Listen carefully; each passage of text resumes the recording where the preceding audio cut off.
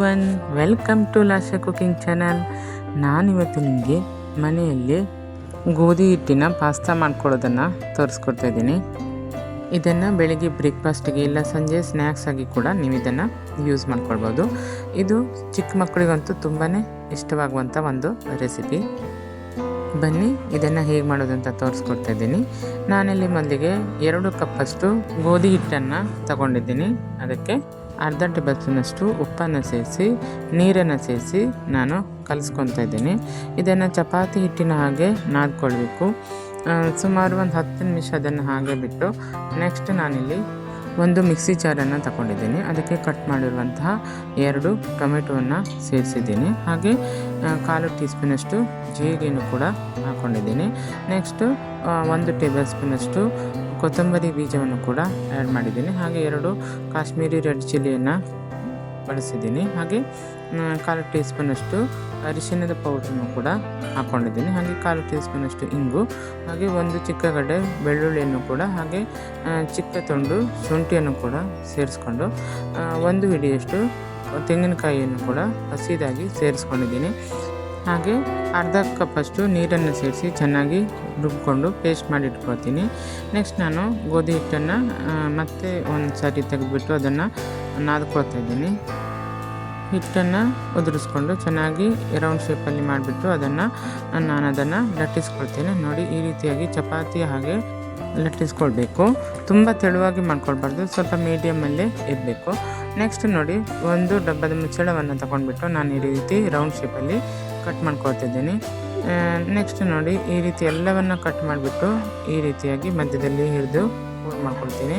ಹಾಗೆ ಸೈಡಲ್ಲೂ ಕೂಡ ಒಂದು ಸಾರಿ ಪ್ರೆಸ್ ಮಾಡಿಬಿಟ್ಟು ಎಲ್ಲವನ್ನು ಕೂಡ ನಾನು ಇದೇ ರೀತಿಯಲ್ಲಿ ಕಟ್ ಮಾಡಿ ಪ್ರೆಸ್ ಮಾಡಿ ರೆಡಿ ಮಾಡಿ ಇಟ್ಕೊಳ್ತೀನಿ. ನೋಡಿ, ಈ ರೀತಿ ಪ್ರೆಸ್ ಮಾಡಿ ಎಲ್ಲವನ್ನು ರೆಡಿ ಮಾಡ್ಕೊಳ್ಬೇಕು. ನೋಡಿ, ಎಲ್ಲವನ್ನು ಕೂಡ ಇದೇ ರೀತಿಯಾಗಿ ಮಧ್ಯದಲ್ಲಿ ಪ್ರೆಸ್ ಮಾಡಿ ಸೈಡಲ್ಲೂ ಕೂಡ ನಾನು ಈ ರೀತಿ ಪ್ರೆಸ್ ಮಾಡಿ ಒಂದೊಂದಾಗಿ ಇಡ್ತಾ ಹೋಗ್ತಿದ್ದೀನಿ. ಹಾಗೆ ಇದೇ ಮೊದಲ ಬಾರಿಗೆ ನೀವು ನಮ್ಮ ವಿಡಿಯೋ ನೋಡ್ತಾ ಇದ್ದರೆ ದಯವಿಟ್ಟು ನಮ್ಮ ಲಾಶ ಕುಕಿಂಗ್ ಚಾನಲನ್ನು ಸಬ್ಸ್ಕ್ರೈಬ್ ಮಾಡ್ಕೊಳ್ಳಿ. ಹಾಗೆ ನಿಮ್ಮ ಫ್ರೆಂಡ್ಸ್ ಆ್ಯಂಡ್ ಫ್ಯಾಮಿಲಿಗೂ ಕೂಡ ಶೇರ್ ಮಾಡೋದನ್ನು ಮರಿಬೇಡಿ. ನೋಡಿ, ಇದೇ ರೀತಿ ಎಲ್ಲವನ್ನು ನಾನು ಚಿಕ್ಕದಾಗಿ ರೌಂಡ್ ಶೇಪಲ್ಲಿ ತೊಗೊಂಡ್ಬಿಟ್ಟು ಅದನ್ನು ರೆಡಿಯಾಗಿ ಇಟ್ಕೊಂಡಿದ್ದೀನಿ. ನೆಕ್ಸ್ಟ್ ಇಲ್ಲಿ ಒಂದು ಪಾತ್ರೆಗೆ ನಾನು ಸುಮಾರು 2ರಿಂದ 3 ಗ್ಲಾಸಷ್ಟು ನೀರನ್ನು ಆ್ಯಡ್ ಮಾಡಿ ಅದಕ್ಕೆ ಸ್ವಲ್ಪ ಎಣ್ಣೆಯನ್ನು ಸೇರಿಸಿ ಕುದಿಯೋಕೆ ಬಿಟ್ಟಿದೆ. ನೋಡಿ, ಕುದೀತಾ ಇದೆ. ನೋಡಿ, ಈಗ ನಾನು ರೆಡಿ ಮಾಡ್ಕೊಂಡಿರೋ ಪಾಸ್ತಾವನ್ನು ಅದರೊಳಗೆ ಹಾಕಿಬಿಟ್ಟು ಒಂದು 2ರಿಂದ 3 ನಿಮಿಷ ಚೆನ್ನಾಗಿ ಕುದಿಸ್ಕೊಳ್ತೇನೆ. ಇಲ್ಲಿ ಉಪ್ಪನ್ನು ಸೇರಿಸೋ ಅವಶ್ಯಕತೆ ಇಲ್ಲ, ಬೇಕು ಅಂದರೆ ಒಂದು ಚಿಟಿಕೆ ಉಪ್ಪನ್ನು ನೀವು ಸೇರಿಸ್ಕೊಳ್ಬೋದು. ಈ ರೀತಿಯಾಗಿ ನೋಡಿ ಚೆನ್ನಾಗಿ ಕುದಿಬೇಕು. ಅದು ಚಿಕ್ಕ ಚಿಕ್ಕ ಪಾಸ್ತಾಗಳು ದೊಡ್ಡದಾಗಿ ತುಂಬ ಚೆನ್ನಾಗಿ ಬೆಂದ್ಕೊಳ್ಳುತ್ತೆ. ನೋಡಿ, ಅರಳುತ್ತೆ. ಅಲ್ಲಿ ತನಕ ಕೂಡ ಸುಮಾರು 2ರಿಂದ 3 ನಿಮಿಷ ಚೆನ್ನಾಗಿ ಅದನ್ನು ಕುಕ್ ಮಾಡಿಕೊಂಡು ನೆಕ್ಸ್ಟ್ ಅದನ್ನು ಈ ರೀತಿ ತೆಗೆದುಬಿಟ್ಟು ಒಂದು ಪ್ಲೇಟಿಗೆ ಹಾಕಿ ಇಟ್ಕೊಳ್ಬೇಕು. ನೋಡಿದ್ರಲ್ವ ಎಷ್ಟು ಚೆನ್ನಾಗಿ ಬರ್ತಿದೆ ಪಾಸ್ತಾ ಅಂತ. ಇದು ಒಂದು ಇನ್ನೊಂದಕ್ಕೆ ಯಾವುದೇ ಕಾರಣಕ್ಕೂ ಅಂಟ್ಕೊಳ್ತಿಲ್ಲ. ಈ ರೀತಿಯಾಗಿ ಎಲ್ಲವನ್ನು ರೆಡಿ ಮಾಡಿಬಿಟ್ಟು ನೆಕ್ಸ್ಟ್ ನಾನು ಇದಕ್ಕೆ ಒಗ್ಗರಣೆಯನ್ನು ರೆಡಿ ಮಾಡ್ಕೊಳ್ತಾ ಇದ್ದೀನಿ.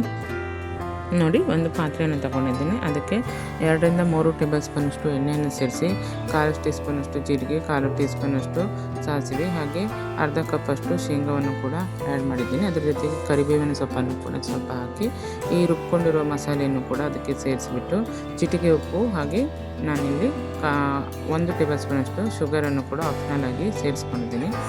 ನೆಕ್ಸ್ಟ್ ಅದಕ್ಕೆ ಬೇಯಿಸ್ಕೊಂಡಿರುವ ಪಾಸ್ತಾವನ್ನು ಕೂಡ ಸೇರಿಸ್ಬಿಟ್ಟು ಚೆನ್ನಾಗಿ ಒಂದು 5 ನಿಮಿಷ ಇದನ್ನು ಮೀಡಿಯಮ್ ಫ್ಲೇಮಲ್ಲಿ ನಾವು ಅದನ್ನು ಕುಕ್ ಮಾಡ್ಕೊಳ್ಬೇಕು. ಈ ರೀತಿ ಕುಕ್ ಮಾಡಿಕೊಂಡ್ರೆ ರುಚಿಯಾದಂಥ ಒಂದು ಗೋಧಿ ಹಿಟ್ಟಿನ ಪಾಸ್ತಾ ರೆಡಿಯಾಗುತ್ತೆ.